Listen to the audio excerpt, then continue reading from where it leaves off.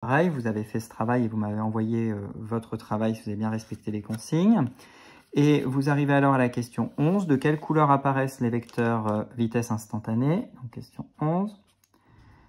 Les vecteurs vitesse instantanée du point B à la position BI apparaissent en bleu. De quelle couleur apparaissent les vecteurs variation de vecteurs vitesse instantanée? Les delta VI, BI apparaissent quant à eux en rouge. Et nous avons alors deux catégories de propriétés pour chacun de ces vecteurs.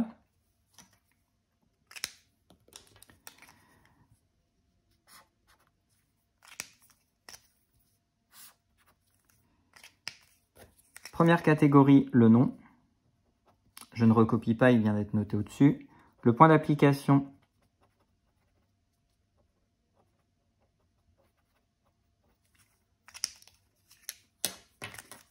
C'est BI et BI. La direction maintenant. En moyenne, pour le vecteur delta VI, BI, c'est vertical. Il s'agit bien d'une moyenne. Ça part un peu à gauche, à droite, vertical. Et puis, pour le vecteur bleu, c'était vertical aussi. Et si je ne veux pas trancher, c'est tangent à la trajectoire. Et ça, c'est toujours juste. Ensuite, le sens. Dans les deux cas, c'est vers le bas.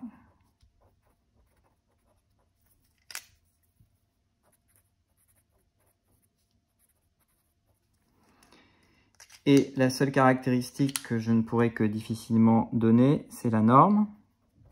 Donc là, qui est globalement, pour le vecteur rouge, constante.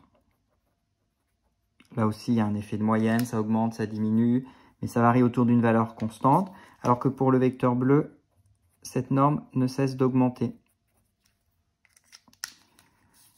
Que signifient les lignes de code de question 12? N égale ln(t).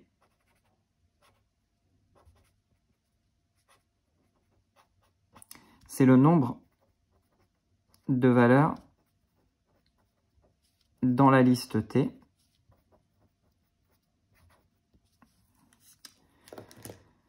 Print nombre de positions n.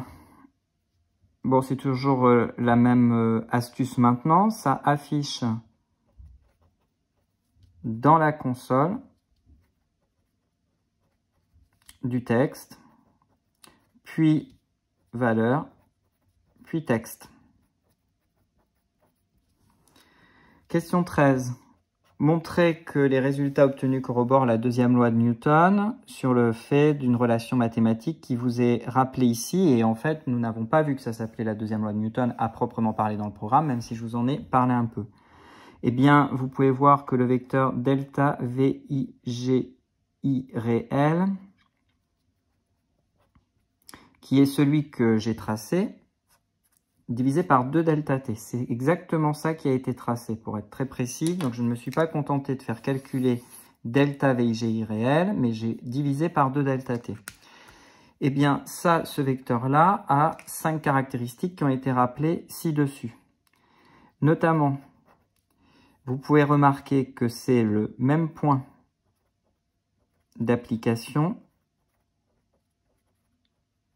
que P. B au voisinage de la Terre.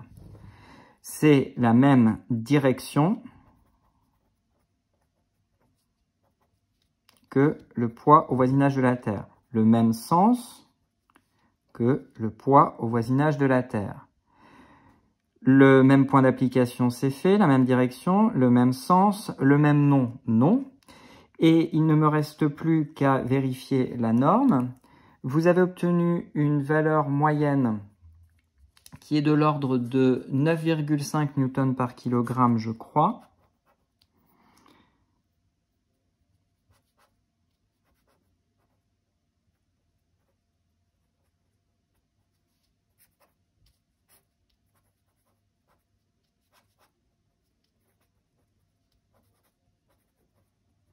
Vous avez une masse de Bob l'éponge qui vaut toujours 7,9 fois 10 puissance moins 3 grammes. Par conséquent, la masse de B multiplié par la norme du vecteur delta VI réel.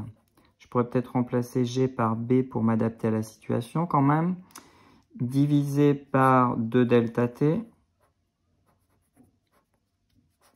qui est égal à 7,9 fois 10 puissance moins 3 multiplié par 9,5, ce qui nous donne dans le cas présent 7,9 fois 10 puissance moins 3 multiplié par 9,5.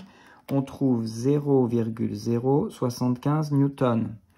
Je vous rappelle qu'on a trouvé précédemment 0,077 newtons pour le poids. Toujours et toujours la même astuce pour conclure la question 13. Aux incertitudes de mesure et de calcul près,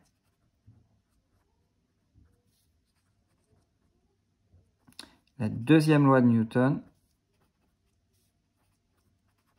est totalement vérifiée.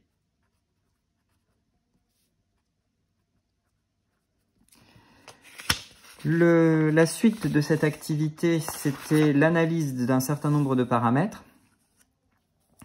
Pour l'analyse de ce nombre de paramètres, question 14, vous avez fait changer la valeur de K. Vous voyez que K permet de régler la longueur des vecteurs sur le graphe.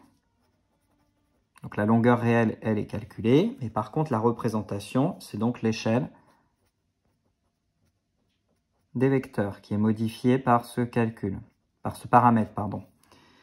Ensuite, S égale 50 à la ligne 0,35.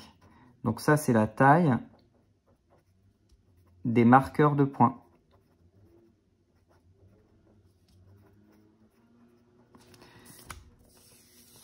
Autre paramètre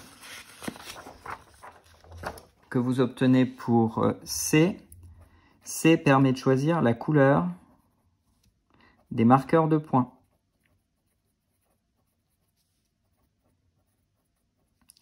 Ensuite, marqueur, c'est la forme. Vous pouvez donc essayer des croix en X, mais aussi des plus. Vous pouvez essayer la lettre O et vous verrez que votre marqueur change. Vous pouvez mettre un point. Donc, il y a plein de possibilités marqueurs. Font size. Ça, avec un peu d'anglais, on s'en sort. C'est la taille de la police.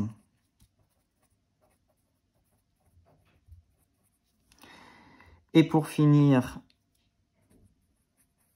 A réel moyen 1, vous avez changé la valeur du paramètre, c'est la précision de l'arrondi. Plus ou moins de chiffres après la virgule.